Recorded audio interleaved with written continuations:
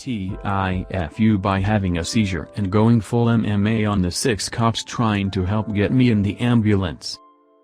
Checking my email is the last normal thing I remember before waking up in the hospital, except for a few scary as fudge bits here and there.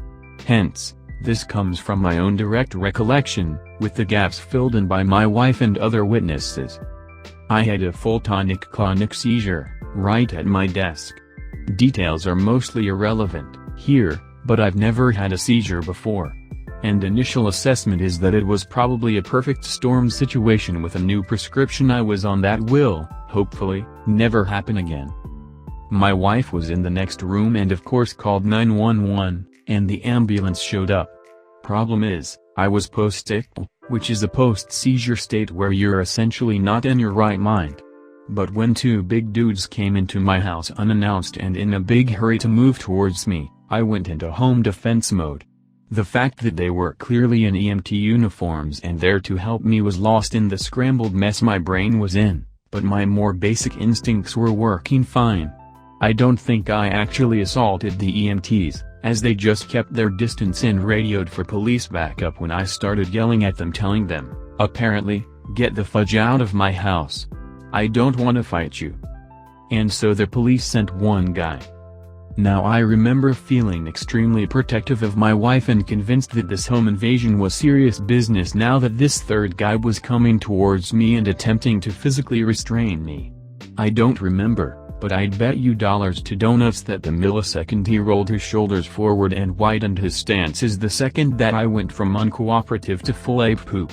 It's just what you do when you're trained to fight and there doesn't seem to be another option, as when you were protecting your family like I thought I was about to have to do. That's when things started getting ugly. I was an amateur MMA fighter about 15 years ago with a local dojo, and while I haven't practiced for a long time, I can tell you those instincts never fully leave you. I know how to reverse any submission hold a local cop is likely to be able to proficiently attempt on me, apparently even whilst post-TIFU. Before backup arrived, I had swept the leg of the officer and had him in an armbar. Thank fudge I didn't go for a blood choke whilst my brain was short-circuiting. I was also screaming, roaring, apparently, at my wife to call the police. The irony of my request was lost on me at the time.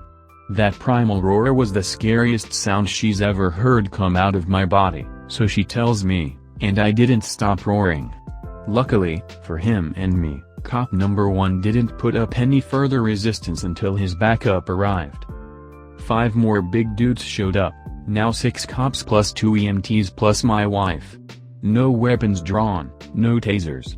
Fortunately they knew they were walking into a medical call, and boy they should get a medal for how well they handled it.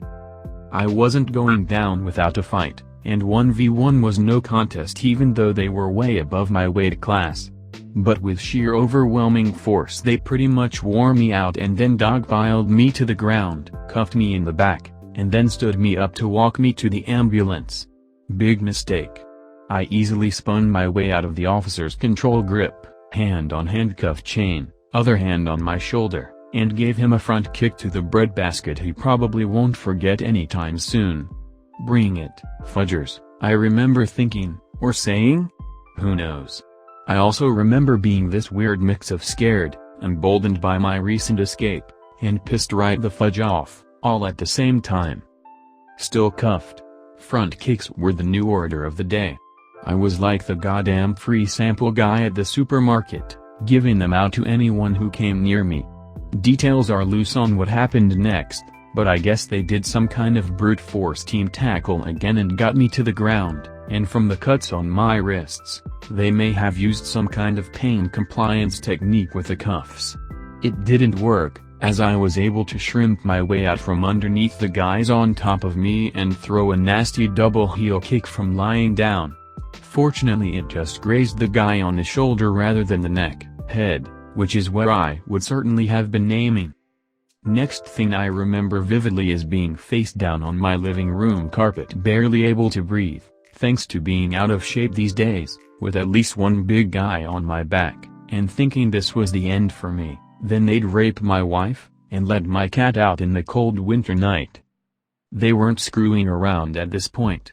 apparently judging it worth the risk. While I was pinned, the EMT shot me in the ass with some kind of chemical restraint, and the cops just sort of sat on me and let my wife try to calm me down until it had taken full effect and I was strapped to the gurney in soft restraints. When I woke up, over a full day later, combination of insomnia plus seizure plus downers plus 1v6 cage match really wore me out, I guess. I was bruised to poop, but aside from some minor cuts on my wrists from the cuffs and a nasty hole in my bottom lip from me biting it during the seizure, I'm a lot better off than I could have been. I have some nasty pins and needles in my hands, so those cuffs must have been torqued fairly hard, by me or the cops, who knows. But I'm told by my attending doctor that she'd go away in about 6 months. When got home, I called the police to apologize and thank them for getting my combative ass to the ambulance.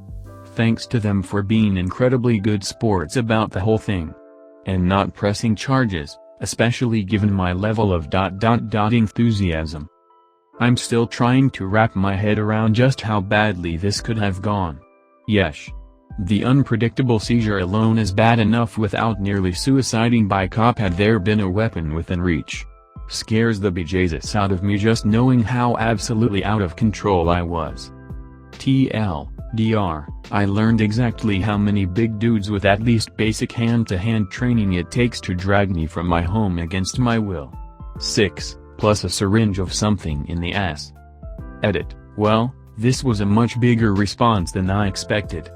Thanks for all of your comments, especially those from police and medical professionals and other patients that have gone through something similar. And, wow, thanks for the gold, kind strangers. Common question was where this happened, as a few of you figured out, stalkers. LOL, yes, I'm in Canada, and yes, it was bloody cold out at the time, even by Canadian standards.